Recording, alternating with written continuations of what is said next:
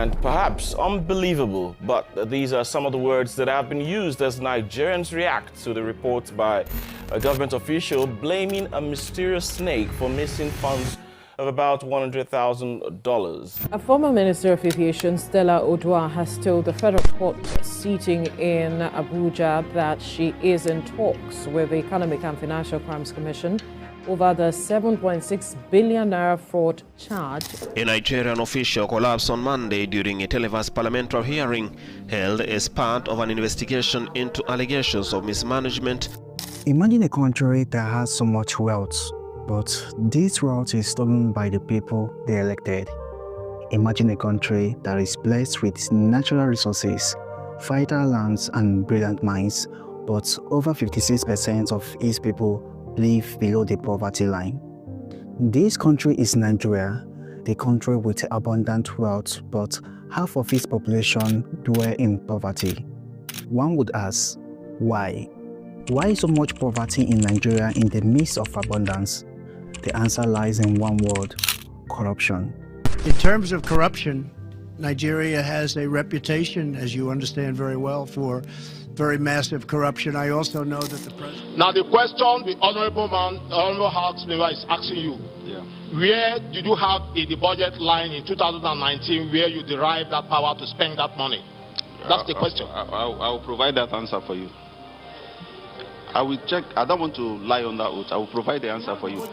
But these are some of the words that have been used as Nigerians react to the reports by a government official blaming a mysterious snake for missing funds of about $100,000. The United States government is set to repatriate a sum of $52.88 million to Nigeria from the assets seized from the former petroleum minister, Desiani Alison Madueke. Corruption in Nigeria is as old as the country itself.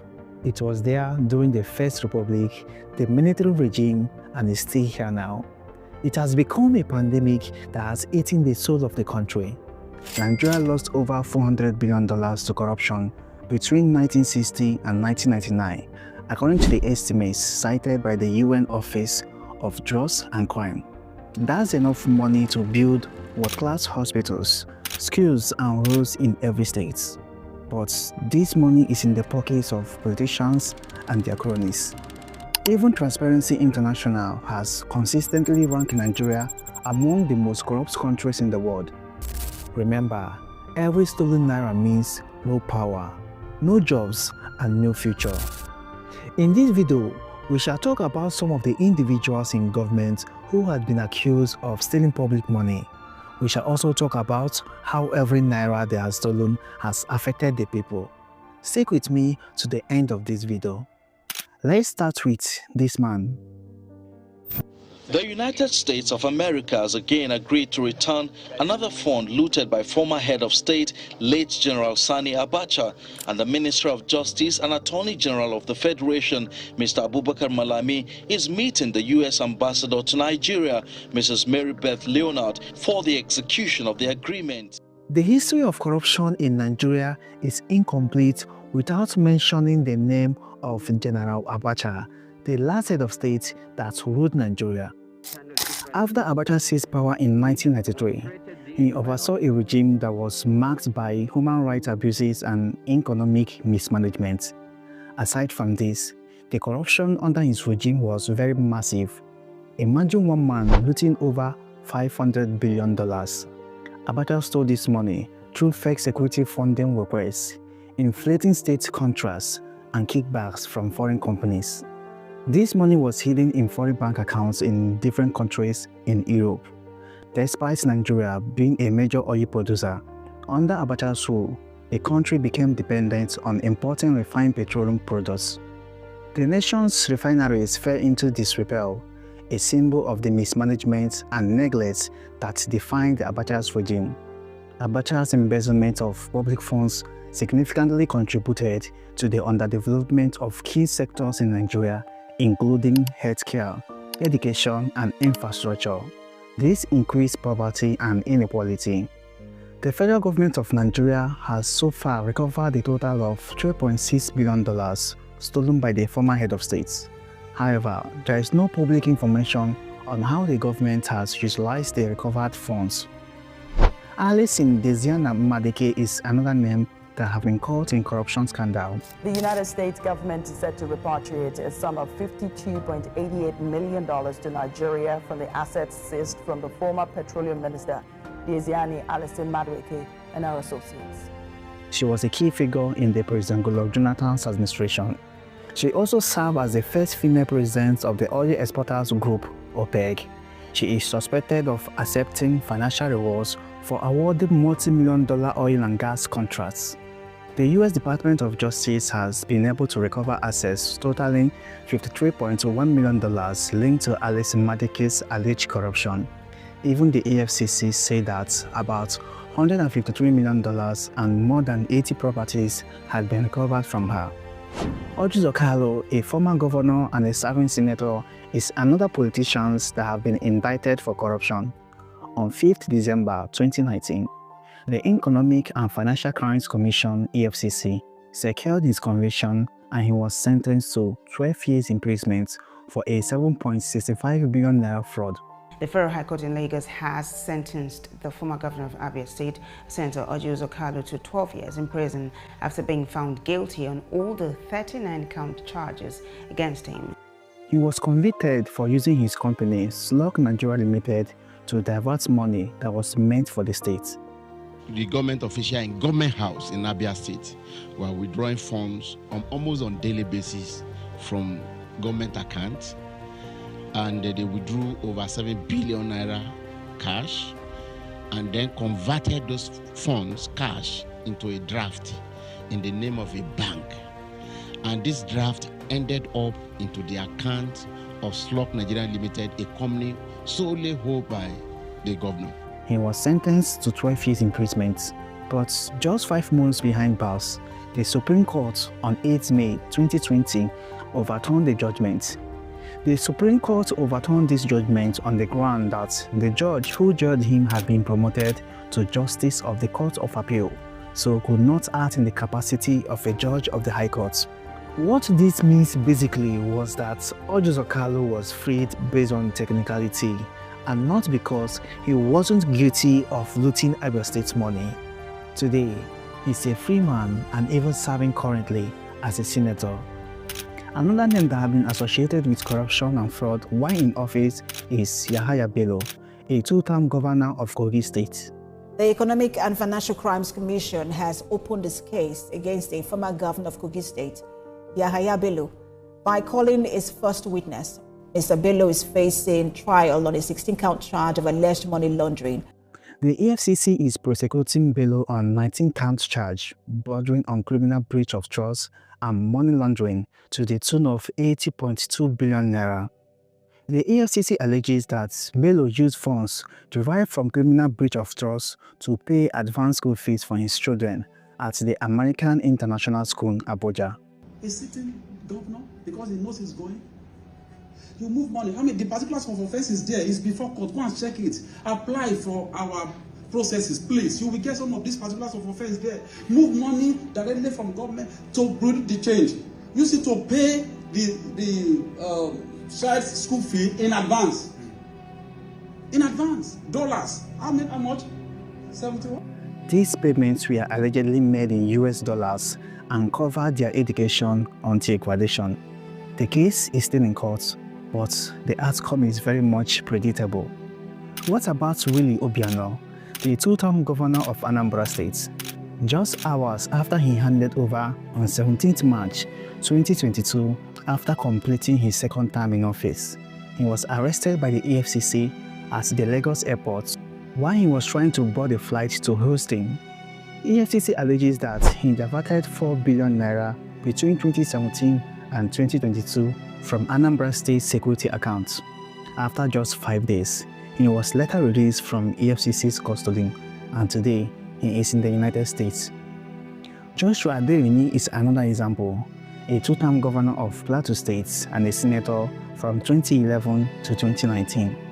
His political career was marred by allegations of corruption, particularly related to mismanagement of state funds. In 2007, the Economic and Financial Crime Commission (EFCC) charged him with 23 counts of money laundering, accusing him of diverting approximately 1.126 billion naira from Plateau State's ecological funds. He was convicted by both the Court of Appeal and the Supreme Court. He was meant to stay in prison for 10 years, but the federal government of Nigeria, under President Muhammadu Buhari, granted him a presidential pardon.